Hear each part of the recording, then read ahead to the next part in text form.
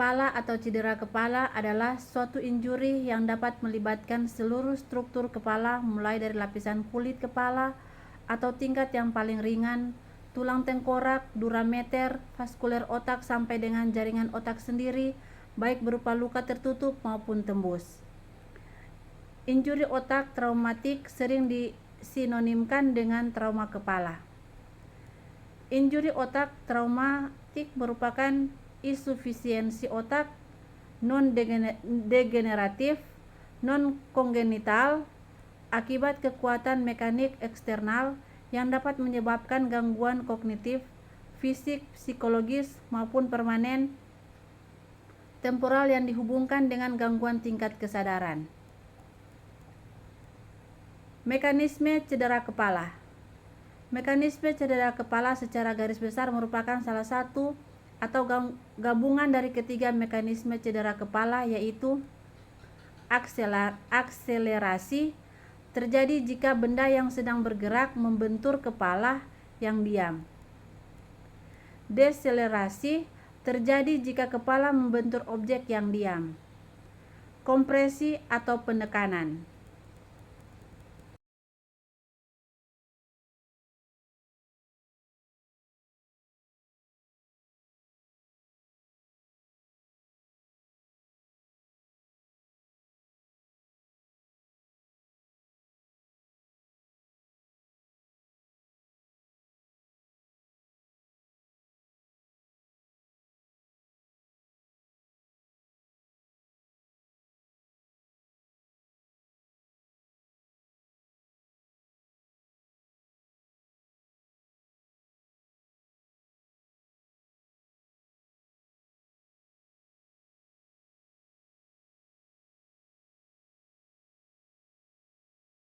Cedera kepala primer terjadi secara langsung akibat injuri. Cedera kepala sekunder terjadi segera setelah trauma dan dapat berlangsung untuk waktu lama. Bisa disebabkan oleh hipoksia, hipovolemia, peningkatan tekanan intrakranial karena edema cerebral atau hematom dan infeksi cerebral. Cedera kepala primer dimanifestasikan dengan fakal injury atau fraktur tengkorak, hematom intrakranial, laserasi, kontusio, luka penetrasi. Fraktur tulang berasal selalu disebabkan oleh kekuatan yang menghancurkan dan berhubungan dengan injuri pada saraf kranial dan adanya disarse dari telinga dan hidung. Definisi vestibular atau auditory.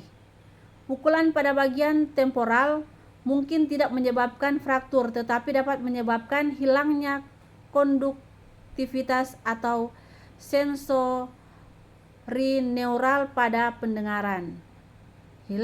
Hilangnya konduktivitas pendengaran akibat perforasi timponik, hemotympanum atau tulang-tulang pendengaran yang patah. Hilangnya sensoneural pendengaran terjadi karena kerusakan sekunder pada pendengaran bagian dalam. Hemoragik intrakranial. Epidural hematom terjadi bila benturan kepala menyebabkan laserasi pembuluh darah, arteri dan vena dural, selalu disertai fraktur tulang dan robeknya arteri meningial. Subdural hematom terjadi pada pasien dengan injuri pada vena kartikal atau arteri pial, menyebabkan cedera otak berat. Hemoragik intracerebral merupakan akibat sekunder laserasi parenkim cerebral atau kontusio pembuluh darah otak yang lebih besar dan lebih dalam. Hemoragik intraventrikular menyebabkan cedera otak berat, prognosis tidak baik. Hemoragik arachnoid akibat sekunder rupturnya aneurisma karena laserasi pembuluh darah mikrosuperficial pada ruang suprakranoid. CHOP dan CONTRE-CHOP. CHOP terjadi pada area yang mengalami benturan langsung pada kepala. CONTRE-CHOP terjadi pada sisi berlawanan dari area yang mengalami benturan. Cedera kepala sekunder. Cedera kepala sekunder merupakan akibat lanjut kerusakan seluler efek dari injuri primer. Terjadi secara beberapa jam atau hari setelah terjadi trauma. Cedera kepala sekunder menyebabkan keluarnya mediator neurokemikal, antara lain pengeluaran asam amino. Asam amino termasuk glutamat dan asparat meningkat setelah trauma otak. Asam amino menyebabkan sel edema, vakuolisasis, dan kematian neuron. Asam amino juga menyebabkan peningkatan klorida dan sodium yang menyebabkan neuron mengalami edema akut. Proses biokimia lain yang menyebabkan meningkatnya keparahan trauma termasuk peningkatan potasium ekstraseluler yang menyebabkan edema, peningkatan sitokinin yang menyebabkan inflamasi, dan penurunan magnesium intraseluler yang menyebabkan influx kalsium. Peningkatan tekanan intrakranial. Trauma berat menyebabkan peningkatan trauma intrakranial. Peningkatan trauma intrakranial juga menyebabkan hipoksia cerebral, iskemia cerebral, edema cerebral, hidrosefalus, dan herniasi otak. Edema otak disebabkan oleh peningkatan transmitter neurokemikal dan peningkatan tekanan intrakranial, kerusakan barier otak, dan kelemahan autoregulasi vasomotor menyebabkan dilatasi pembuluh darah otak. Hidrosefalus komunikata lebih sering terjadi pada cedera otak. Herniasi otak. Herniasi supratentorial dapat mengiringi terjadinya kompresi mekanik secara langsung dengan adanya akumulasi massa atau peningkatan tekanan intrakranial. Herniasi cerebral. Injuri ini ditandai dengan herniasi infratentorial di mana tonsil cerebellum terdorong melalui foramen magnum dan menekan medula yang menyebabkan bradikardia dan gagal pernapasan. Manajemen cedera kepala. Manajemen cedera kepala pada pasien tidak sadar. 1. Lakukan pengkajian lengkap airway, breathing, dan sirkulasi. Lakukan resusitasi jika perlu. Bila diingat, resusitasi yang tidak adekuat menyebabkan injuri otak sekunder yang lebih berat. Periksa adanya bradikardi dan hipertensi merupakan tanda peningkatan tekanan intrakranial. Kurangi faktor-faktor sistemik yang menyebabkan cedera otak sekunder. Kaji riwayat trauma dengan menanyakan pada kru ambulans, saksi, dan keluarga. Apakah pasien mengalami perubahan kesadaran setelah trauma? Apakah riwayat obstruksi jalan nafas? Bagaimana mekanisme injuri dan kecepatan saat terjadi benturan? Kaji secara lengkap riwayat penyakit dan pengobatan. Catat KCS dan periksa ulang secara teratur tiap 15 menit. Periksa respon pupil.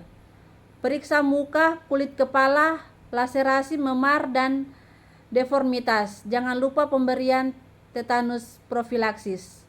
Periksa telinga, adakah darah, cairan cerebrospinal atau hemotimpanum, merupakan tanda fraktur basis krani. Tanda lain fraktur basis krani adanya Recon Eyes Bethel Sign Rehinorrhea. Cek ulang jalan napas, hindari retensi dan pasien lepaskan baju. Lakukan pemeriksaan foto ronsen dan CT scan. Manajemen trauma kepala pada pasien sadar. Kaji riwayat trauma, lakukan pemeriksaan dan investigasi untuk mengidentifikasi pasien. Kaji apakah pasien dapat mengingat kejadian, apakah terjadi amnesia retrograde atau aterograde. Pada orang tua, cedera kepala akan menyebabkan gangguan jantung atau cerebrovaskuler yang memerlukan perhatian khusus. Lakukan pemeriksaan sama dengan pasien yang mengalami cedera kepala berat. Hati-hati pada pasien intoksikasi karena alkohol atau obat. Jika ragu, lakukan observasi. Lakukan foto ronsen atau CT scan. Indikasi pasien yang harus di CT scan adalah 1 koma setelah resusitasi, memburuknya GCS, adanya fraktur tengkorak yang disertai dengan gangguan kesadaran, kejang, gangguan neurologis, fraktur tulang kepala terbuka, termasuk basis krani. Pemeriksaan diagnostik yang perlu dilakukan pada pasien cedera kepala yaitu 1 CT scan,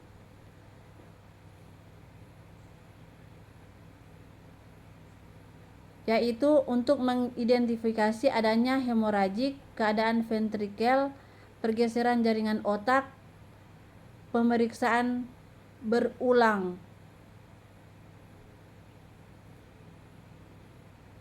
diperlukan karena pada iskemia atau infark mungkin tidak terdeteksi dalam 24 sampai 72 jam. Sinar X bertujuan untuk mendeteksi adanya perubahan struktur tulang atau fraktur, pergeseran struktur dari garis tengah, atau karena perdarahan dan edema, adanya fragmen tulang.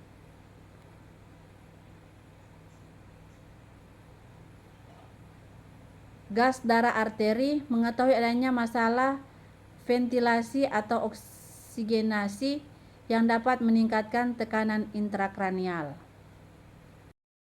Pemeriksaan brain auditory evoked response untuk menentukan fungsi kontras dan batang otak.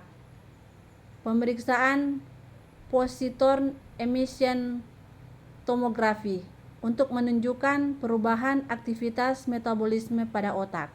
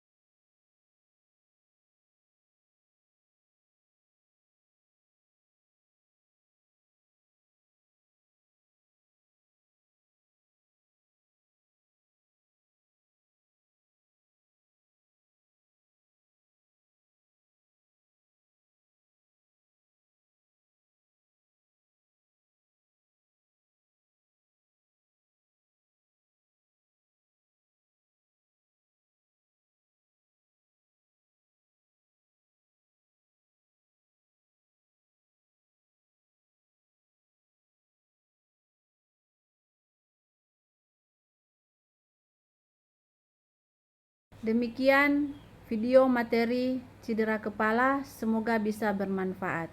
Terima kasih.